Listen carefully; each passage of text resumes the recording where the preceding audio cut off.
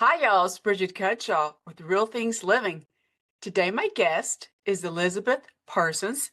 She's a lawyer and the author of a new book called Encore, A High Achiever's Guide to Thriving in Retirement. Can you say hi, Elizabeth? Hello, and thank you so much for having me. I appreciate it, and I like to learn from people like you who made a change in their, like people call a different chapter in life, or and so you went from being a lawyer or attorney, whatever you want to call it. What prompted you to, I'm assuming you're still an attorney, right? Yeah, in a very different context now. Okay. Right. Right.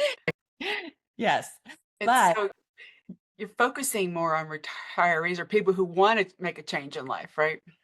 yes, absolutely, absolutely. And what prompted the work, of course, like many things, I didn't set out to do any of this work. I lived my way to it because I made such a enormous change in my life at age 35 because I was working.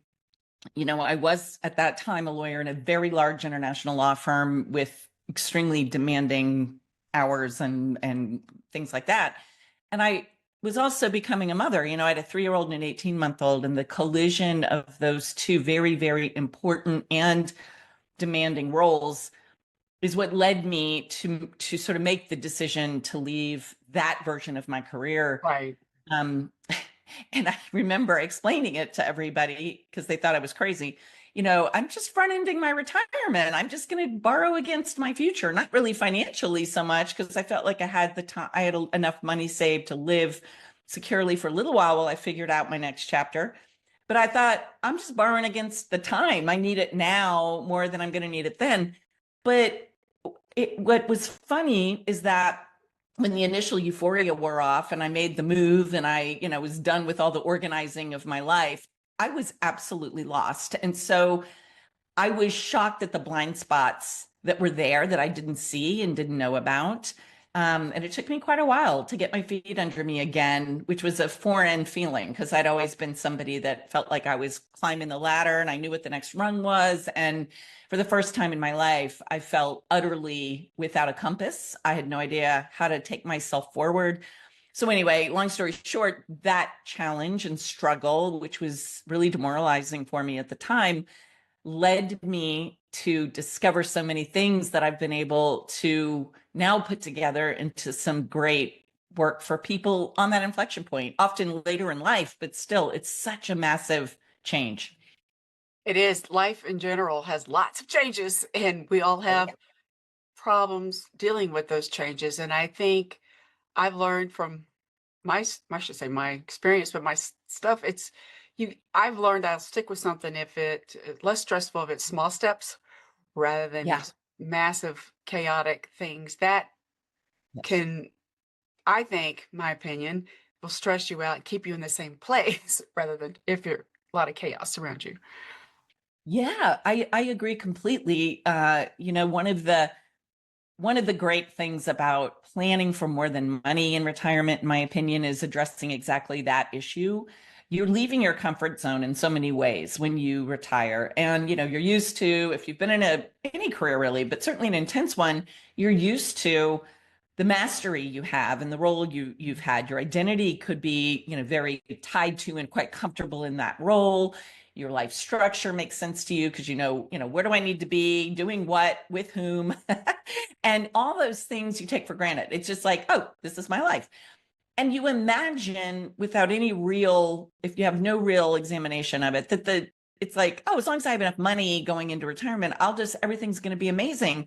But what is actually more true is that everything's going to be jumbled up. I mean, you lose your life structure, your identity has to shift. You are often leaving community behind. Your sort of streams of material to react to maybe are going away. So there's just a lot to really plan for. And I think you're right. If you make a plan gradually, it's a much more comfortable journey. If you base jump right out of there like I did, you get ready because it's going to be a little wild. I had that happen to me. I was in a corporate job. Yeah. And then private equity firm bought our division out, and guess what? Yep. So Yep. talk about that was and I had people like me had big dollar signs next to our names, and so I was gone, and I was not expecting that. No. And but at least I had some people reach out to me because I was honest, tell people what happened, and they gave me some feedback. Use your skill rather Yeah. than being that. So I'm using this skill that I have. I think I have, right? And but Absolutely. you got to build the trust too, or you're going to start over somehow. And Hmm. it's just life, like I said, is chaotic. I shouldn't say that, but it kind of is. Yeah, it is. But you have to be grounded in some kind of purpose in a way, and you're helping people find their purpose. Sounds like. Yeah, it's exactly. I will say, really in almost every case, my clients they're set financially. They have been, they've been working usually for 3 or 4 decades in very demanding careers where they have been paid well, and that's part of why they've stayed. I mean, you Right. know, yeah. I mean, there's a real trade-off. And so it's not that they are anxious about their financial life so much. And yet that is largely what we're told to plan for. So they also struggle with the fact that everyone around them is anticipating that this is going to feel very exhilarating and liberating and positive. But honestly, it doesn't always, because there are these background anxieties around who am I going to be? Am I still relevant? Yeah. Who do I do every day? I've only ever known what time scarcity feels like. I don't know how to deal with time abundance. I like that concept is terrifying, even though we all wish we had more time. The funny thing is when you finally find yourself with oodles of time, you're sitting there going, how can I kill it? What am I going to do? Right there. Yeah. Yeah, I realized that back in the day I was multitasking too much, so I wasn't Yeah. focused, and that's not good. Yes, Sure, exactly. not the only You're person who was doing that. everywhere. Yeah. It was, and that was right, raising kids and Yep. traveling. I'm like, oh my God, that was. I enjoyed the traveling, but at the same time, I missed out. Even though I spent time with my sons, I still missed time with them. Yes. And Yes. what is most important to you? I guess that's what you're helping people figure out. And I found that, yeah, you got to have a being proactive, is my understanding, is what you're doing rather than Exactly. reacting, right?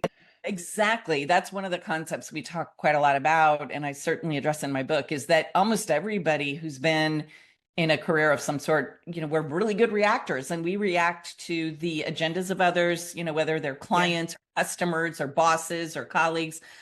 And that's fine. I mean, that's what you're there to do. You're there to handle stuff, right? But our proactivity muscles or our creator muscles get a little flabby when we rarely have time to use them. And I mean, so much so that I think any of us, after being in the same context for a long time, get tunnel vision. And so you can ask somebody coming out of a career, even where I was after 10 years, and say, what do you want? And the answer is, well, I know what I don't want. I don't Yes. want, right? I don't want all this pressure. I don't want to feel like I'm running in a million directions at once, but I don't know what I do want. That's a really hard question because I haven't been asking it for a very long time. I mean, I've just been answering what everyone else wants. And that's a lot of what middle adulthood is, and there's nothing fundamentally wrong with it. We're raising our families, we're building security typically, we're figuring out who we are and how the world works and what we're good at. And look, it's hard work. It's very rewarding work. But this shift into late adulthood where suddenly freedom and more security and more expansiveness are in front of you, it can feel disorienting because you aren't used to that operating system. And so when I work with people, it's not like I give them the answers, but I do give them lots of great questions that they can start discussing with me. And it's usually through storytelling. Stories are everything. That's how we really get to what's going on. And I think that when people begin to tell stories in response to questions, they start to find these insights. where they say, oh, that's the thing that actually lights me up at work still, or that's the unlived life. That's the other door I would have walked through 30 years ago if I hadn't done this thing. And you can see people getting excited about the fact that they're about to get their hands in the clay of their own lives. But it's also very daunting without a guide or any sort of framework. That's true. You do need a framework to get Yeah. that is so helpful. It really is. And like I said, I was forced into it, but then I Yeah. didn't mention earlier, I had cancer. I was diagnosed with cancer again afterwards. I'm like, so all these people were trying to hire me. And I said no, because Yeah. I need to take care of me first. Without a doubt. Why would I go work for, and I was honest with these people. I got cancer. I'm dealing with cancer. And I Yep. didn't know I had it until it's just kind of, maybe that was a divine intervention. I don't know. Right? I know. You almost wonder. I know. And I also think I love, the broader topic of your discussions, this idea of resilience, because I think it's quite interesting to me when life hands us something unexpected and that's so big and scary that we are literally out of answers. It's like I have no idea how I'm supposed to deal with this set of facts I have. That's when I feel like we have to look like to something, inside of us. You stop looking for all the external validation and the Right. external answers, and you have to find your own actual truth.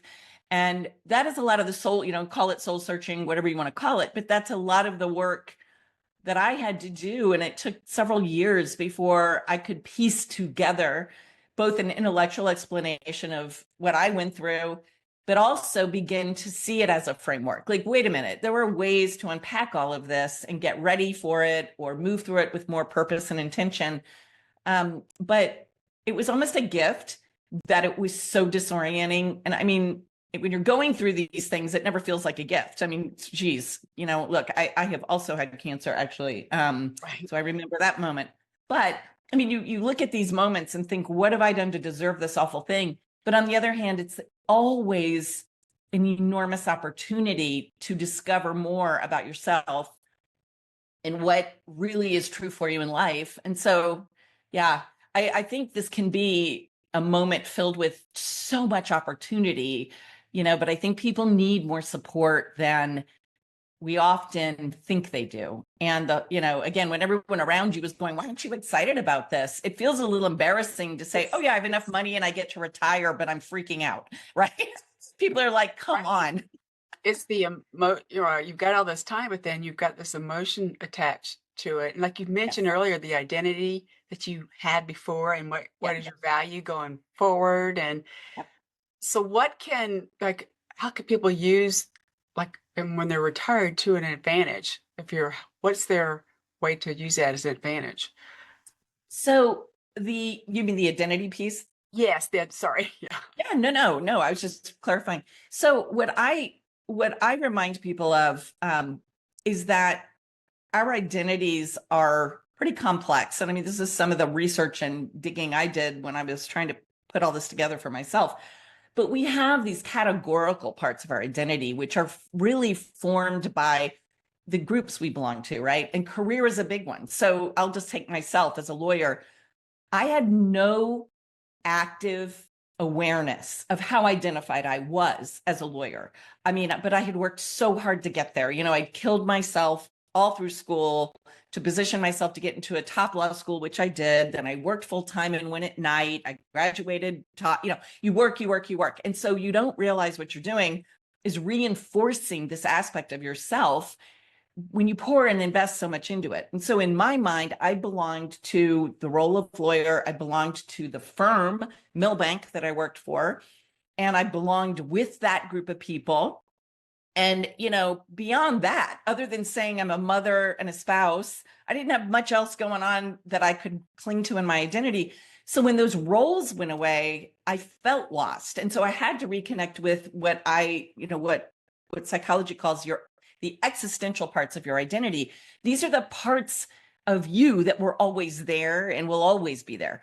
So that's one of the pieces of work we do. And it's helpful because it grounds people in the parts of ourselves they're so fully who we are, that we don't always stop and think about them enough. And so you feel like you've lost yourself, even though no, actually you have yourself. You're all there. You're just changing roles. And we look for new roles. I mean, because we like to belong to things. Right, I agree with you 100%. I've always you just put yourself in a box. That's kinda how Yep. in a way, and you need to be I think I've learned to be more creative, be open to that, and that's probably important too, right? The creative aspect or being a creator. What do you Absolutely. Absolutely. Being a creative agent in your life feels very, very scary when you haven't had the time and space to create, right? You've just done what needed to be done in front of you.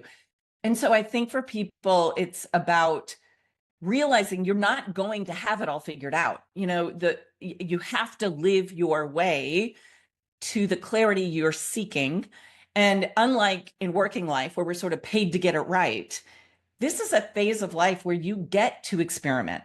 You are invited to experiment. You're invited simply to try things with no judgment.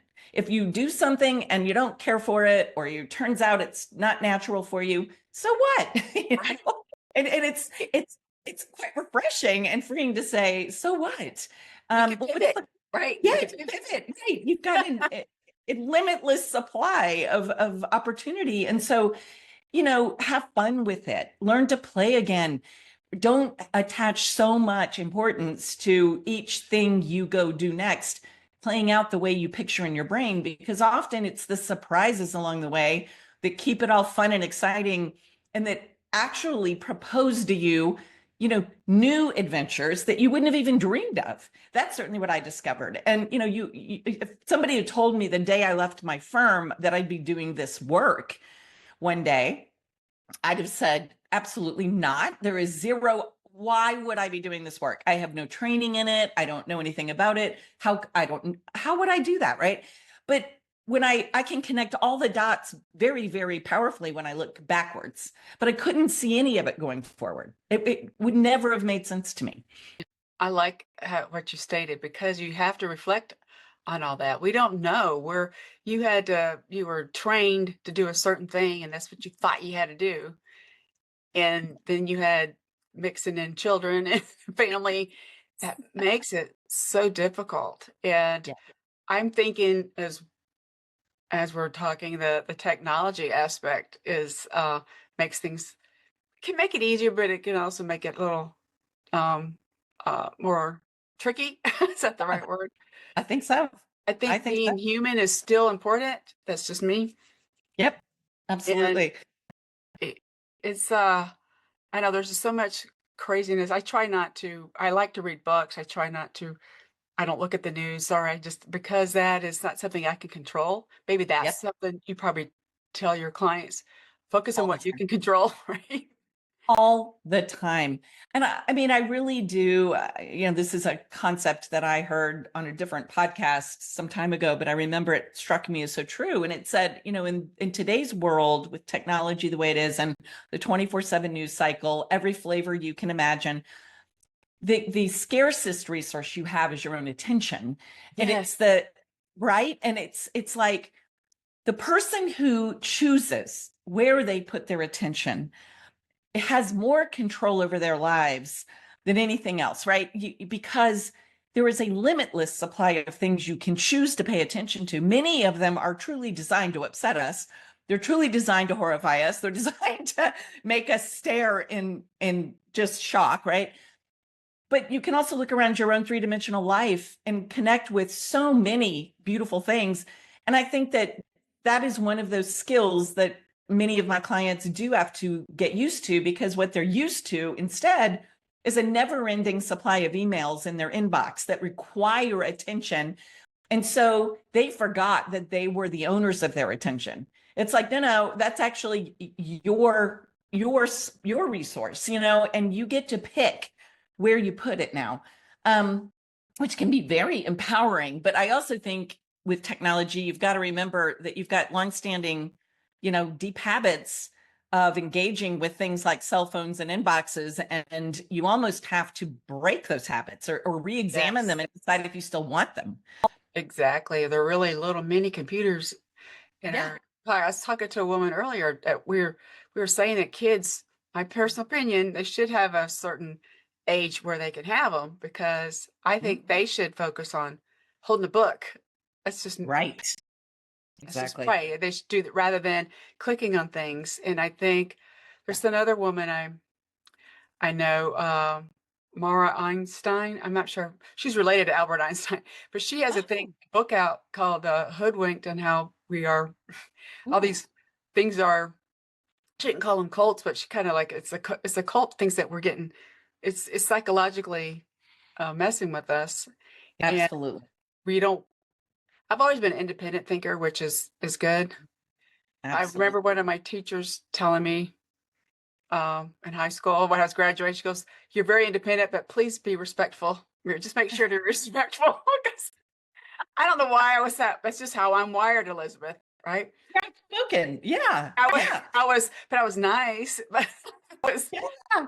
I love I it. think at the same time, right? But when you become an adult, like, oh crap, I gotta make some money, and so Yeah. that's you go down that rabbit hole, right? That's right. That's right. And and I think when we are living, at a breakneck speed, which I think most people who are in a working world feel that way, Yes, right? Like I did. I was just like, I am always redlining. I am never down. And I almost felt like relaxation was was a waste of time. Like I didn't feel that I had enough time to spend quote unquote doing nothing, which included just enjoyable things like reading or just sitting in nature, do it right. It's yeah, we have to it, find our spot, and I just hope our we need to have more conversations like this because when you think of retirement, like you said, you just think you got to have some money.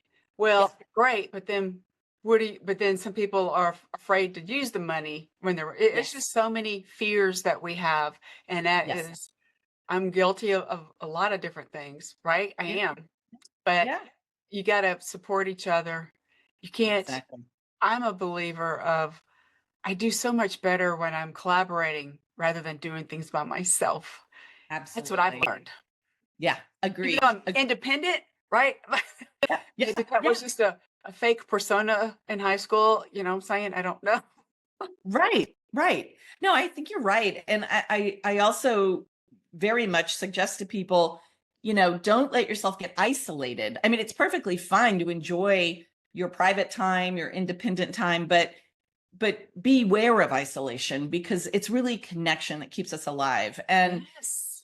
that is what's energizing, to both ourselves and others. And so finding new connection points, I feel that it feels hard to people because those connection points again have been supplied to us by things like raising our kids, and we know people whose kids are in the same school, or we're connected with our neighbors who are going through the same things, or we're clearly at work, our clients, our customers, whatever. But once you sort of graduate out of all that, and that's what I like to say to people who are retiring, you're really graduating. So think of it like a graduation. Yeah, You're that's good. not stepping into less, you're stepping into more. So let's just get rid of that word. But now that you're graduating, where do you want your new connection points to be? And what you think of the freedom you have suddenly. Good Lord. I mean, this ought to be the most magnificent chapter of your life. It just takes some true work. It takes the effort to think about it and to learn about why leaving all this other stuff behind can feel like a loss. And it's okay because on some level it is. But think of the opportunity you're gaining. You just have to have the confidence and the tools to engage with it. Right. Look at the positive perspective of it. And I like how you know, we have to try different things and you just don't know. You Yes. really don't know because we've been put into a box. That's kind of how our culture Yep. has put us into a box, especially not just men, but women too. We've been put into a box.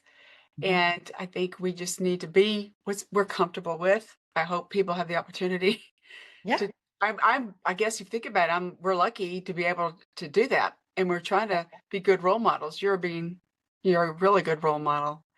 Ah, One last question. What is the one takeaway you want the listeners to have for if they want or if they are going to retire? yeah, What is the one takeaway? Or it can be more than one, but what do sure. they need to think about? Well, I think that, if I were going to leave everyone with a takeaway, it would be this. If you find this unsettling as you think about it, you are not alone. Do not think you are the only person out there who is suddenly feeling lost or feeling anxious about this change. It is so common. And part of what motivated me to write the book was the fact that every time I mentioned what I did professionally, I mean, literally, whoever I was speaking with would say, "Oh my gosh, I know 5 people who need to talk to you."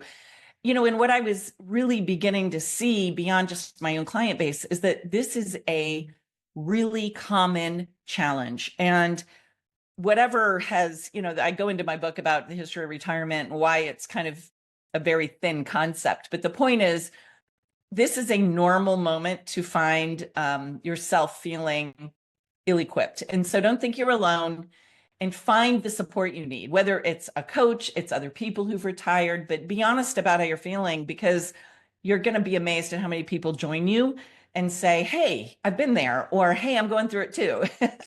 That's that's a good point, but they're not alone. And I've seen that the coaching field has really grown a lot the last decade. I Yeah. think Yeah. because we are like, okay, what do I do now? Right? Especially that Yes. is life is uncertain, but embrace it is how I see it. Look at the Absolutely. positive, and we have to acknowledge the bad stuff.